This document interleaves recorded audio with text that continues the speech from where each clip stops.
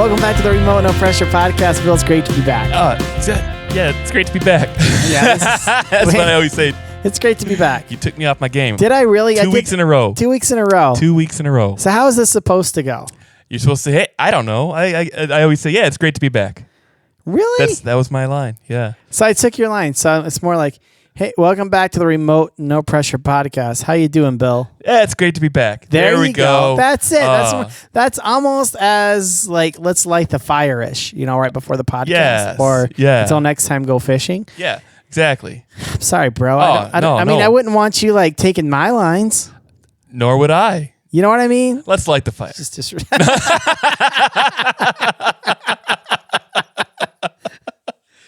Oh my gosh. If you're on the YouTube channel, you can tune in right now. You can see I'm wearing the black Leave No Trace t-shirt. Be sure to check us out at remotenopressure.com. Everything that you purchase on our website helps sponsor or helps fund the podcast. Mm-hmm. That's right. You see, right. With COVID hit, we lost all of our live events. We lost all of our revenue from sponsors because marketing was crazy. So we decided to step out on our own and launch our own product. So when you go to remotenopressure.com, when you buy a shirt, you buy a decal, the Bob White limited edition Bob White shirts, a portion of that goes back to Bob White. So anything that you buy from us helps sponsor the podcast, and we just really appreciate it. Instead of going out and getting sponsors, we're relying on you guys. As a matter of fact, I'm going to take a sip right now of the Remote No Pressure mug. Mm-hmm. Here we go, everyone. With sound effects for those at home, not on the YouTube. Now, it doesn't spill. It's nice and ceramic. High quality. High quality. Yeah. It's a high quality item, Clark. Isn't that what he says? And I don't know if you'd mind me take, who I'm talking about? Cousin Eddie? Yeah. Was that Christmas Vacation? Yeah. It's a high quality item. But anyways, so be sure to go check us out at remotenopressure.com. Like I said, every dollar you spend helps keep this podcast on the air. We're busy people, so we're trying to do everything we can to justify this to our wives. Yeah, that's right. Okay. Time away from home. Look, Boo. I got some money here, We got Boo. product to sell. I got product to sell. So this is a Leave No Trace shirt, which I love this shirt. Super soft. But I don't want to turn into QVC, so be sure to check that out. How have the names for our mascot come? Any suggestions yet? We haven't had any suggestions yet. As a matter of fact, by the time this airs, though, I was wondering if you're going to ask that because I'm going to do a contest before this airs. So by the time this airs, go to our Instagram, pitch in the name. The name with the most likes will be the name that we choose for our mascot, unless it's something that Bill and I don't agree with. Oh, yeah. Like if it's something crazy, something weird. And what we're going to do is give away a free shirt to whoever names the Squatch. Free t-shirt. The Squatch. Squatch. Bass Squatch was Speaking about a trout camp, any squatchy noises? Yeah. Really? Yeah. No, not at all. Not at all. I don't know. I wouldn't remember if there were. So. It was a good time. One of them kind of trout camps. It was a good time. It was actually a good time. No, I slept actually like a baby. I don't normally sleep that well outside. You in a hammock? Yeah, and I slept really good. The weather was perfect. I couldn't complain, The only thing it lacked was Wild Bill. I know. It's been it'll be 2 years in between my trout camps. Really? It was like April or so of 18 or 19. Since you've been to trout camp? 19. Yeah. You didn't go to us that year when it was super cold? Yeah, that was like 2018 or 2019. No, it was April 2019 because we didn't do one in the fall. And then in the spring, I was going to Texas. So by the next trout camp is what I'm saying. It's going to be like 2 years, man. Because you guys didn't have a fall one last year, right? Or did you? No, we didn't. 2019, because I was getting married. Yeah, and you were getting married. We didn't really have a fall one. Me and Phil and Mike, I don't know if Mike was there or not, but me and Phil just went fishing. Yep. We didn't host a camp. And so you're right, bro. That's crazy. I know, but I was at the super cold one up on the ice level. 20 degrees. Just a word of advice, okay? Let me just throw this out there to anybody. If you got a friend who's a meteorologist, what had happened was we're there. We show up at camp. I keep looking at this camera, but I got to look at this camera. Yeah, right there. So our friend, our friend is a meteorologist here in town. And what's his name? Ty Shesky. You guys might recognize his name, right? So anyway, he comes to trout camp with us every once in a while. So he comes to it was spring of 2019. Yep. And he gets there late, and he doesn't have any gear with him. And we're all like around the fire, and we can feel it's getting cold. It's getting cold. And so Ty decides he's going. I asked Ty, it's getting late. He didn't set up a tent, didn't set up a hammock like he normally does. I said, Ty, did you want to just bunk in my tent? Because I had a tent that year. Yeah. I said, you want to just bunk in my tent, or what's your plans? He said, oh, I have a room at the Ramada.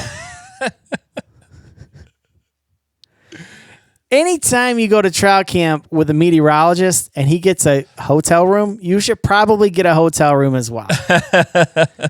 I was laying in my tent. It got down to 16 degrees that night. 16? Yeah, because Accountant Phil said he got up in the morning to warm up because he was so cold. He got in his truck. It said 16 degrees that night. That was a cold night. That was a cold night. And I remember thinking as I'm drifting off to sleep, is it too late to follow Ty? But I was hosting the thing, and it's kind of a jerk move. Hey, see you guys. I'm going to go with Ty to the hotel. Like, I would never do that. Just push your car until it's out of earshot. And then come back before everybody wakes up. Don't think I didn't think about it. That was a cold night, bro. That was a cold night. But I can't believe it's been almost 2 years. I know. Wow. Well, this week in other news.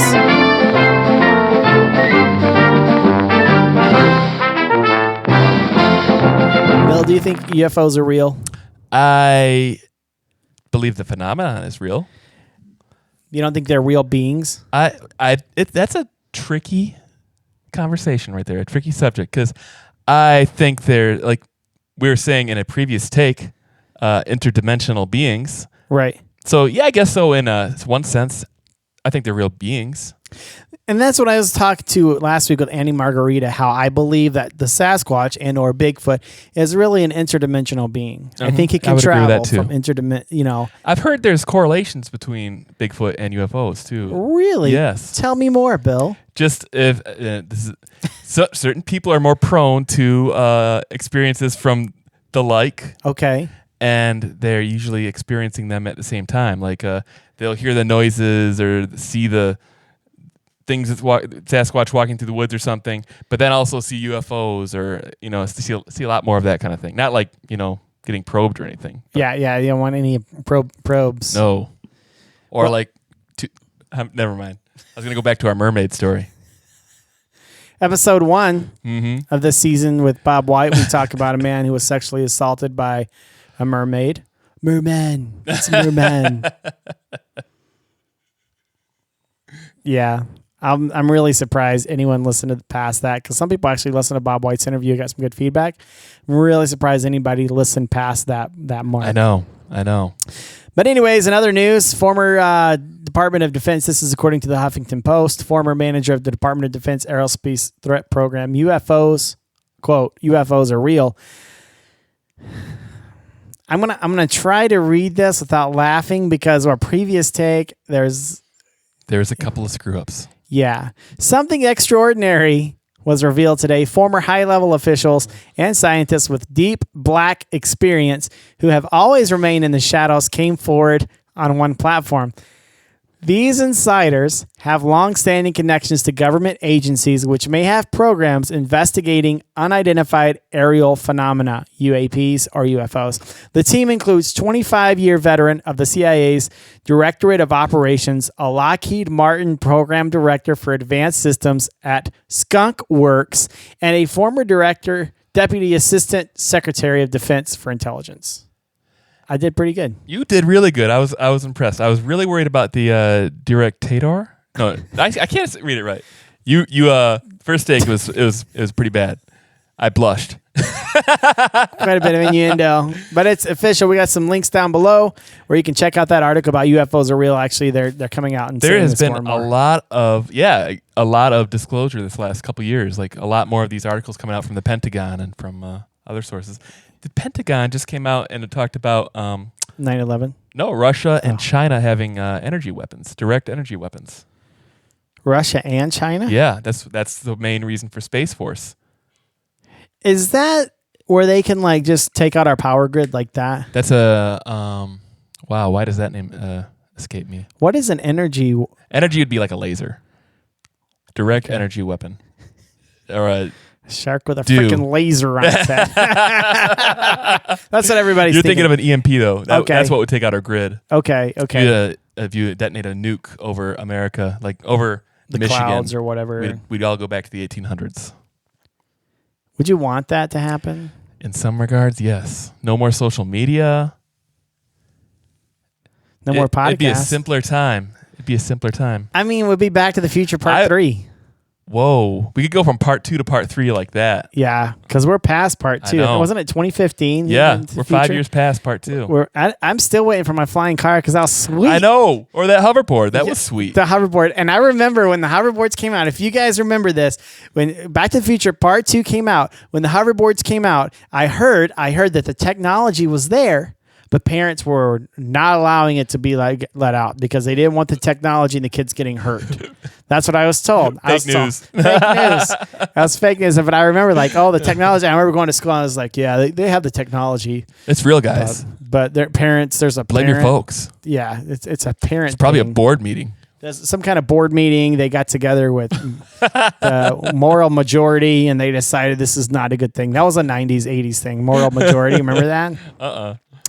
I don't know if they're still around anymore, but yeah, that was a great time. Sounds like a terrible band name. They're missionaries from the Mormon church.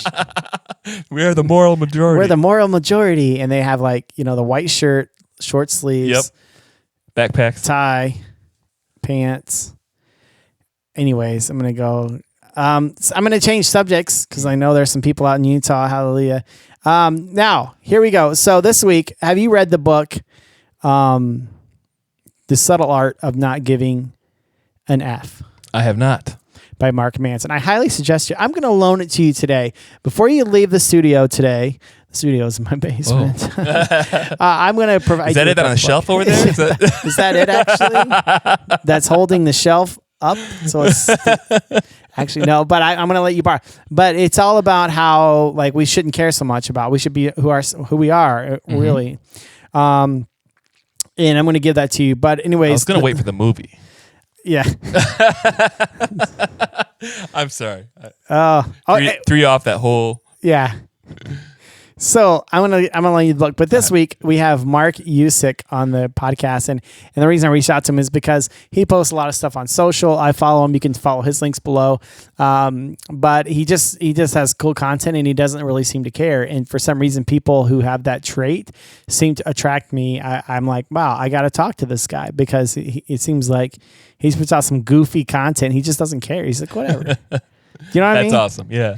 Yeah. So welcome to the podcast. Let's light the fire. Oh, dang it.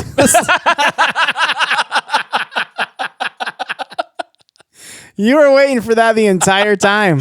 I was holding it in. You stole my line. Welcome to the podcast. Let's light the fire.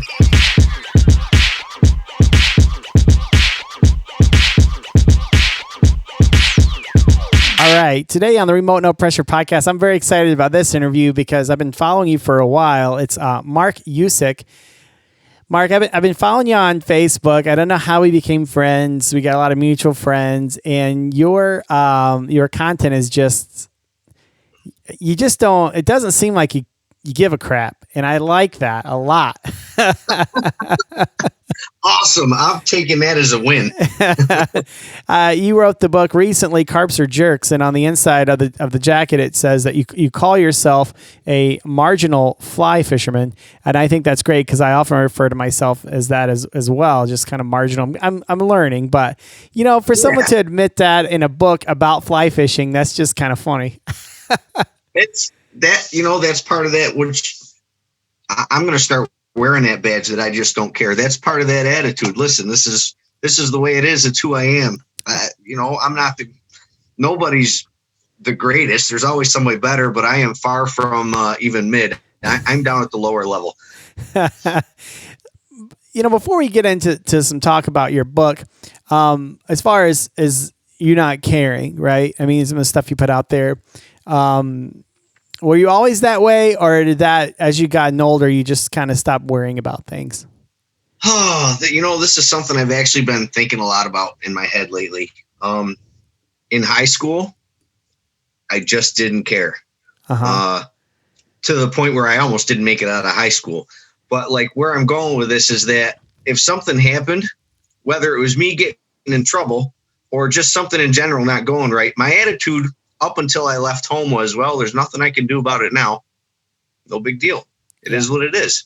Uh-huh. And then I got into life, and things happen and your attitude changes. And I went the total opposite, where everything affected me and stressed me out to the point where you're ready to throw punches and throw tools, and it just, nothing ever goes right. And it really destroys who you were when you were a kid, being an adult. Yeah. And now I've gotten back to that where it's, listen, I'm going to work a 9-to-5 job because I got to pay my bills, but that's not what life's about. I'm not going to let anybody get me down. It's all about fly fishing and being outside and, you know, wanting to skip my job and life's worries like a rock. Just who cares? It literally, it is. If it's not to do with fly fishing or being outdoors, I don't care. Just leave me alone with everything else. Now, do you work for JP Ross then, Mark? JP will say yes. Uh-huh. So we've known each other since the first grade. Wow. But we've really become like best friends, I'd say, within the past probably 11 or 12 years. We were friends and we knew each other growing up, but then everybody goes their own separate ways. And then one day there was a trout study on a local river, and I thought it would be cool to go do it with my father. And I found out that JP was running it. Wow. And things just took off from there. So I would say I don't work for him. I am part of JP Ross, but I refuse to do anything that resembles a job. I'll help him come up with products. I'll help him test products. He'll bounce ideas off me at midnight. Anytime during the day, I'll go over. I'll help him with rods. I'll help him with products, shipping things. Obviously, the blog on the website, content. I do everything I can, just short of collecting a paycheck, because that's not what I want it to be about. Yeah. What is your day job? Do you have a day job?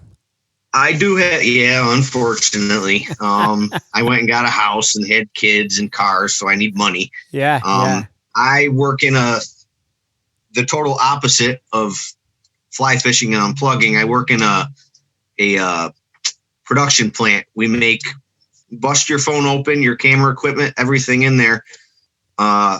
The flux that's on the circuit boards to all the little parts that are soldered to the circuit boards, we make them, and I'm a maintenance guy there. So everything that I hate in the world, I help progress. Yeah, I think you made a post recently about take every personal day, take every vacation day you have every year. Every single one of them. Is that kind of, is that your, because time is more valuable than anything. Time is more valuable than anything. Yeah. Yep. Maybe, I don't know. You know, I'm 44 now, and things when I was about 41 changed drastically in my life and made me look at everything different. And now I'm at that older, some people call me middle-aged, but I think I'm past middle-aged because I got an idea how long I'm going to live, and I'm past the midpoint. So maybe that's part of it too. That whole use every day that they give you and then some. If you don't mind me asking, and you can go into this if you want or not, what happened when you were 41? I got divorced. Uh-huh. So it was a big thing that I didn't see coming. We were together. That was our 17th year. Wow. And it came out of nowhere's left hook. And by the time I finally got my head straight 2 years later, that's where I came out, was this whole life thing. It was kind of like, I have 2 kids and I would never change that. But everything other than my 2 boys was kind of like, everything was for some, see my long hair? Everybody always jokes about my long hair, but for 17 years, I cut my hair because somebody else wanted it short. Uh-huh. And that was like holy crap, you got to do everything now that I'm not married. It's do everything for yourself. Yeah. Yeah. It's a lot different mindset for sure. I'm imagining, that's a big life change. Episode one of this season, I talked to Bob White. Bob White, the famous artist, and he actually had an epiphany. So when he was younger, that he needed to get rid of everything, and he did. And then he had an epiphany when he was older that he needed to get rid of everything, and he got a divorce. And so he lost everything. He was like, okay, but you can choose when you're younger. When you're older, it's not always a choice, but that seems to have a profound effect on a lot of people. How did you get into fly fishing, Mark? So I always fished, spin fishing. And then since I was probably 3 or 4 years old, like a lot of people who fish, but then fast forward to I'm in my early 30s and I'm working on the road. I'm gone for a week to 2 weeks at a time. I'm in my early 30s and all the guys I'm working with are barely old enough to drink, just old enough to drink, which that's a problem when you're that much older than them and you're living in hotels with them. I was always going fishing instead of going to the hotel bars or the local bars where we were with them because I didn't want to spend my per diem on beer. Right. I had kids at home and a wife, so it just wasn't cool anyways. And I didn't want to stare at a hotel room ceiling. So I would take all this fishing gear with me. And I don't know what did it. I don't know the exact point because up to that point, fly fishing was never even a thought. It wasn't really an interest. I knew it was a way to fish, but I thought it was for trout. I was one of those people that I knew so little about fly fishing that as far as I was concerned, the whole whipping the line around was literally, I laugh about it when people tell me that's what they think now. I thought you were trying to make it look like there was a fly flying around above the water. That's how little I knew about fly fishing. But I don't know if I saw a picture on the internet, in a magazine. I have no idea what the key moment was for sure. But I just remember one day thinking to myself, for some reason, I still remember thinking it, that fly fishing kind of looks cool.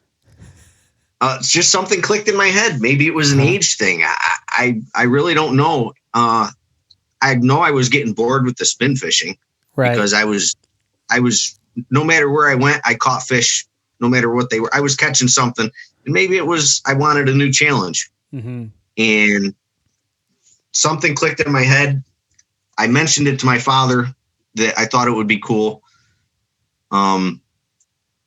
We were both kind of at different points in our life, but we were both figuring out that life can't be all work. My father just went through that. So we were getting back together, fishing a lot together. Next thing I know, after I mentioned it, he goes and buys 2 St. Croix fly combos. He says, which one do you want, the 5 or the 6? I said, I don't know, this one. I ended up with the 6-weight. And I got the casting down. I understood the casting mechanics one way or another. I saw what was going on and I picked up casting like within the first day. I got it. I understood that. I wasn't awesome at it, but I could cast. But I couldn't catch a fish to save my life for I don't know how long. But as soon as I started casting, the channel changed in my head. The knob went the rest of the way to the next channel, and it was like, this is it. I got to get good at this. This is all I want to do. Yeah, it's different. I grew up fishing saltwater down on the coast. I'm originally from Houston and came up here. And then my father-in-law wanted to go fishing, take me fishing up in northern Michigan. And I'm like, I don't want to catch those little fish. I'm a saltwater guy, And then probably 10 minutes into my first trip out, I hooked into a big king salmon. It was in the fall. And I was hooked from there. And that was on a spin gear, So fast forward to about 5-6 years ago, was stressed out, really weird space in my life. And I won that. I won a combo, a fly rod combo at work on a sales contest. And then I had a pond across the street. So when the babies would go to sleep, I'd go across the street and cast until, because here it's dark at like 10:30 at night in the summertime. And so I would just go out there and fish. I'm like, this is the coolest thing I've ever seen in my life, And it was like just some piece of crap rod combo that from Bass Pro or something, that was like the cheapest one they have. And to me, man, it was like, it was heaven. Then next thing you know, it's an addiction, man. Once you start going with it, it's crazy. Now there's I was trying to find it really quick, so I was paying attention. It's different. This is the first year we're doing all Zoom calls. Okay. This first season, so it's different because I feel like I can interact with you a little better, whereas before it was all over the phone. So, but I was looking at my phone while we were talking, so I was trying to find a quote from it. I don't know if it was from your Carps or Jerks or your other, was it something? What's your other book? Something about a fly. Reflections of a Fly Rod was the first one, yeah. Reflections of a Fly Rod, but I think it was actually Carps or Jerks. You're saying you're always chasing fish, but maybe it's not the fish you were chasing. Yeah. What was it? What is it that you're chasing? If it's not the fish, because I am one of those people, and a lot of people either get it. Most people either get it or they don't. I could go out knowing that I don't have a chance in hell that day of catching a fish and cast till my shoulder's ready to dislocate from the rest of my body and not catch a fish all day long, or even worse, catch like a 3-inch minnow. And I am perfectly happy with that day.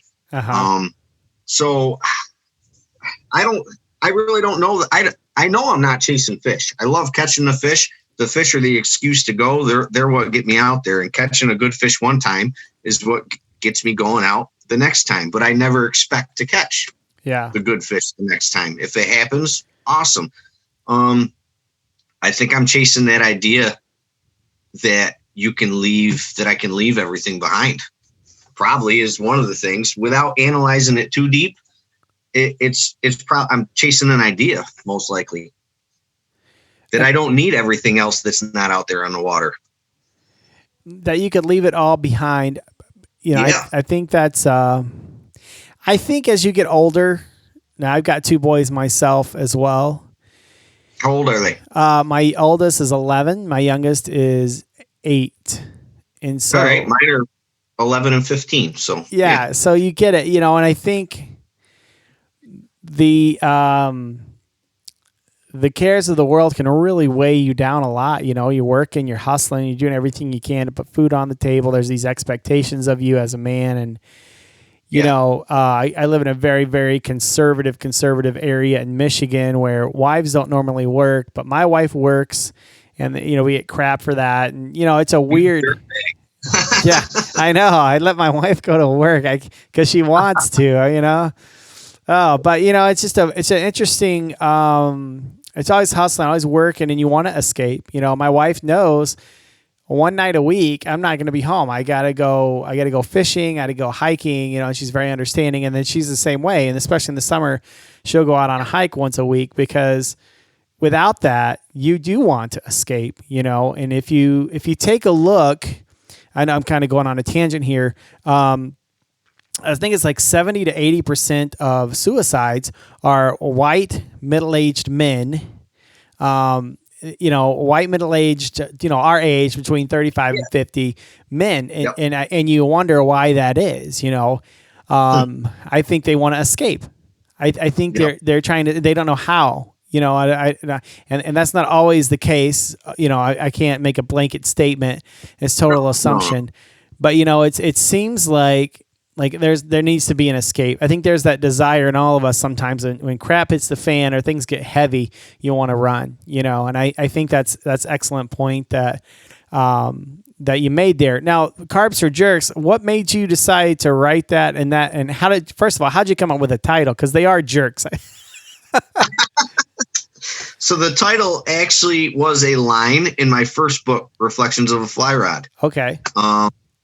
And I don't remember which story it was in, but I was running through the fish that were on my local creek, runs right behind my house. I was talking about trout and bass and the fall fish. And then I remember saying something about, but I don't mess with the carp too much. And when I do, and I don't catch them, I say I wasn't, because carp are jerks. And after I wrote it, the book was already going together. And I remember I didn't even have to write it down to remember it. I made a mental note of it. As I wrote that line, I was like, man, it's too late now. I already got the name of this book and I'm too far ahead. But you know what? The next book, that's the name of it. That is it. And I said, I will have to write something about carp so that I can use that for the title of the next one. Now, did you start fishing for carp at that point incessantly, or was it? No, I still haven't fished. I haven't really chased any one specific fish I haven't gone crazy for one specific fish. Uh-huh. I thought about it for carp, but then I do like to catch fish every now and then. So I decided, we're not going to go just for carp because you'll end up depressed and try to escape from fly fishing. We can't have that. Right. But I do have them. I've got some carp. I don't know. It's probably 300 yards behind my house. There's a bend in the creek, and it's just a big silty kind of flat. Uh-huh. And I'll go out there and give it my best shot, and every now and then get one to take and run me up and down the what I call the town pool from where my side of the creek down to the bridge. Uh-huh. And then back, and then they usually end up making a fool out of me. Every now and then I'll get to touch one, but it's not very often. What's the book about? Is it just about carp fishing? Is it about life? What is? Can you tell us a little bit about it? I guess it's about life, really. I guess it's about my life, but really it's just life in general. The people who have read it that I've gotten feedback from, everybody can relate to it at one point in the book or the other. So the first book was just a collection of short stories, like really short stories, 2 to 4 pages long. And I started Carp or Jerks the day that I published the first book. I already had a little over a chapter done for Carp or Jerks. And then the divorce happened. And then it was kind of all motivation is gone. Yeah. Done. I didn't even know if I ever wanted to finish the book. I didn't want to write. You don't feel like doing anything. Right. So when I finally got back around to it, I finally pulled my head out of my butt and, started trying to feel human again. I sat down to write it, and that Carp or Jerks was supposed to be just like the first book, a whole bunch of short stories. And I didn't want to write that anymore. I wanted to actually, instead of a collection of stories about fishing that, had some cool life experiences and, life analogies and stuff, I really wanted this one to be, I guess I had to get it out myself. It was a chunk of about, I don't know, a year and a half out of my life. It started right before the divorce, and it went through the divorce and then ended up where I was when I published it. So instead of a bunch of short stories, it's actually, I think, 21 or 22 full-length chapters in order. Like the first one is just a bunch of stories. You can open it up wherever and read one. But this one, if you read it in order, it's a year and a half out of my life going through, life is what it is, to holy crap, I don't know what life is anymore, to, well, I got to fly fish because it's the only thing that's going to keep me going. And finally, I don't know that I got my head straight by the end of it yet, but it was like kind of it resembled some type of life again by the end. Yeah. So they're all fishing stories. They are all fishing stories, and they're all over New York State, but they're all kind of, I don't know, they're just a little piece of what I was going through at the time I was writing each story. Yeah. Yeah, for sure. Now, when you look back, going back to our first conversation about you just not really caring what people think, do you think that there's some people who will never ever reach that point in life, like they will die worrying about what other people think? There are definitely, I know people like that I don't think they will ever be able to break away from their daily worries about their job and keeping up with the Joneses and having enough stuff, right, and always needing the latest thing and how much overtime they got to work to afford all that, and how important they think they are at their job, not realizing that from the janitor to the president of the company, you can be replaced like that. Yes. And then you don't realize it until it's after the fact. Right. And then it's too late. You wasted all that time. You need a job. Some people have jobs, and I've had jobs in the past where you can't wait to go to work in the morning. It's awesome. Right. And some people do have that, but you still, and for those people, that's cool that you're really into your job, and it's for the right reason because you love it. You're doing something you're passionate about, or you feel you're doing something important. But for the people who don't have that job that they can't wait to get up for in the morning, and they love what they do, but they still stress out about it 7 days a week and work 65 to 70 hours a week. And that job is just, it's like the bane of their existence. There are people who are they live like that until the end. And the scariest part is that maybe they retire. I know 3 people within the past 2 years that retired and didn't make it 2 years before they were gone. Oh, yeah. And it was like, you should have been doing all this stuff while you could have. Yeah, it's so true. It's so true. I had a friend of mine when I worked in finance, and he's an older guy, and he had, I had a couple $1,000,000, and I'm like, why don't you retire? He's an older guy, and he would take me. He didn't have anyone to go fishing in Lake Michigan with. He had a nice boat and stuff, and we'd go out for salmon. So he'd take me because he had no one else to go with, and of course I'm going to go with him. Oh, darn, yeah. Yeah, oh darn. So he's my fishing buddy, and awesome guy, just the kindest guy. And I was like, why don't you like do something else? And he hung on, man. I'm not quitting, and he was miserable. And well, he ended up retiring in the end of July. And then in September, his wife texted me and was like, hey, he can't make lunch next week because he died of a heart attack this weekend. Like it was like 2 months later, he had passed from his retirement. It's almost like he couldn't just, he was a go getter, real go, even though he was an older guy. And all of a sudden he stops. My dad, he worked for Dow Chemical. He used to tell me stories all the time of people who, when they retire, all of a sudden, they die. It's a crazy thing to think about, that you run your whole life. And, I lost my job in January. I sold salad dressing to restaurants, right? And so I thought, well, I'll find another job. No problem. I was a regional sales manager, great job, And then COVID hit, and like no one's hiring in the food industry at all, Yeah. And it's the same. Well, it goes back to 2008. I was a mortgage banker right out of college. Oh, when everything took a dump then, yeah. I'm like, people are always going to buy houses, and then I'll hit the fan. And then the whole salad dressing, restaurants, people eat at restaurants. People eat salad dressing, that's why I like the food business. People eat things. But there's no sure thing, brother. And that's getting, as I get older, it's frustrating because you want to, have a life, but it's like, if you're not out there working on your own, there's really no security that you can for sure count on. Even if you have your own business, so many businesses have closed their doors through COVID and everything else, and you have just no control over that. No, it's horrible. Yeah. The only sure thing that I've found anymore is that I may or may not use a sick day tomorrow to go fishing. That's it. And I'm just going to throw this out there that there are a lot of people at my work, including the CEO and the president of the company, that do follow me on social media. So it's no secret.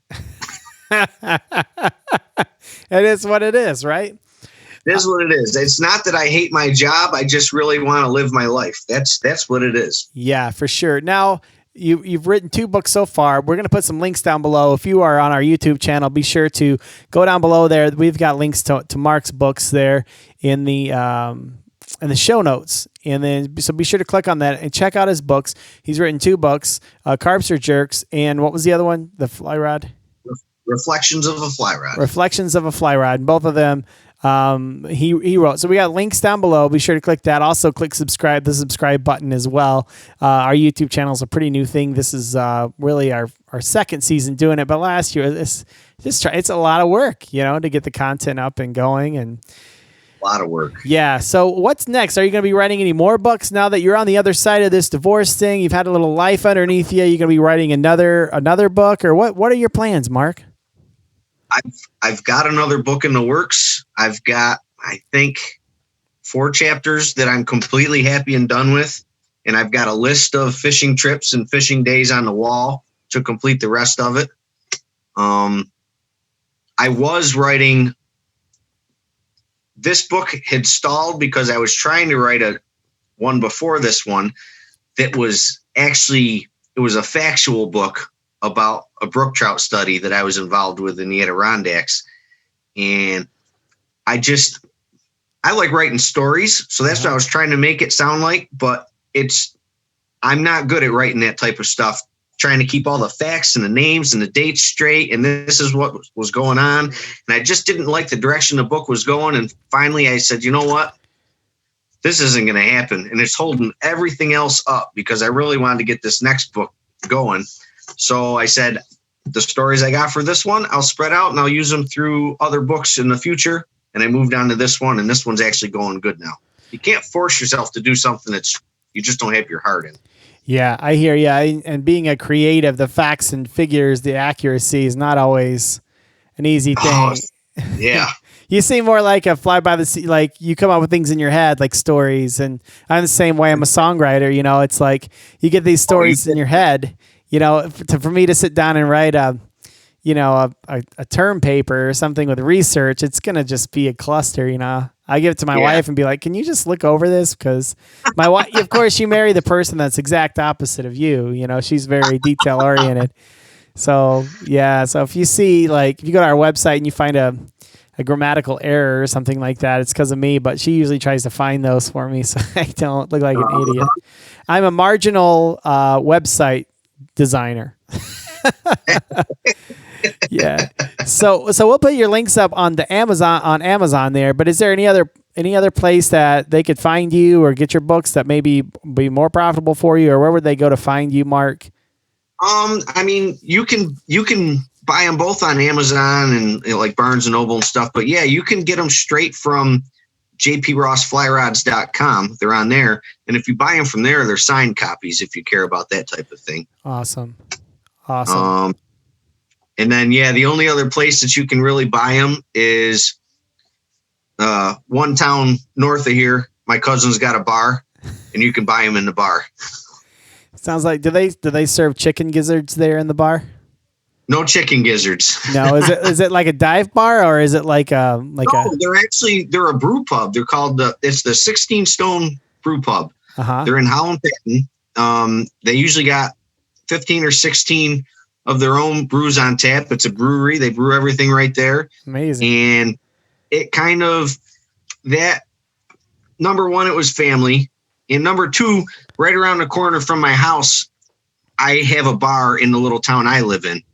And through the divorce and everything, I just didn't want to talk to people in town. Everybody knows everybody. Right. So I was staying, not going out, and I was drinking quite a bit of whiskey. And I decided, I don't remember how I came to this idea, but I started talking to my cousins, and I started going up and hanging out at the 16 Stone, basically because I was drinking too much if I was staying home through the whole divorce thing. Sure. And I knew if I went to the bar, maybe I'd sit there for 3 or 4 hours, but only drink maybe 3 beers because I knew I had to drive home. Yeah. So I went to the bar. I started going to the bar to quit drinking so much. And it became kind of my home away from home. And the next thing you know, Carp or Jerks, I actually wrote a little bit about hanging out at the bar, being at the bar in Carp or Jerks in one of the stories. And they're like, they thought it was kind of cool. And you see the books up behind their beer taps on a shelf. And then next thing you know, they're like, hey, why don't you bring us some? We'll sell them here. I'm like, you can't buy them on a shelf anywhere except the bar. This is awesome. I'm somebody now.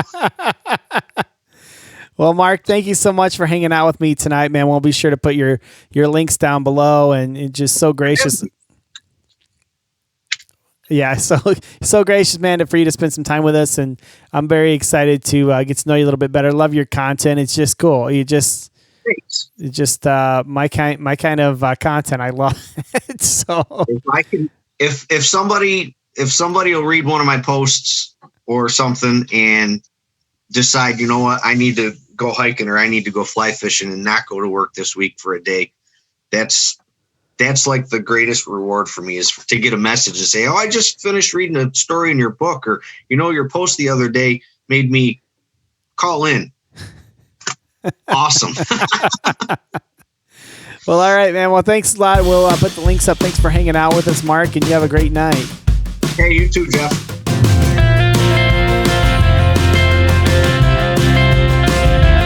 Well, Bill, thanks again for hanging out with us this week. Always a pleasure. Super big thanks to Mark Usyk. Be sure to go to our website, remotenopressure.com. Follow us on our socials. Our YouTube channel is growing. Yeah. Be sure to go to our YouTube Make sure you channel. subscribe. You're there. Click down below one of these bells. Be sure to click on that. We appreciate everything. Also, check out our merch at remotenopressure.com. I'm really liking the whole fly fishing is dead thing. I think those are some really cool. Really taking off? Yeah, it's really nice. Really good. Bill, do you have any final words for the podcast audience this week? I'm going to have to start writing stuff. You always say that. I'm like, no, what? Why would I? No, I don't. As a matter of fact. Pull out a card. Pull out a book. Yeah. Here we are. No. Stay safe. Stay healthy, I guess. Yeah, I heard a cool saying this week. It's better to be a warrior in a garden than a gardener in a war. Oh, that's good. It's good. But until next time, go fishing.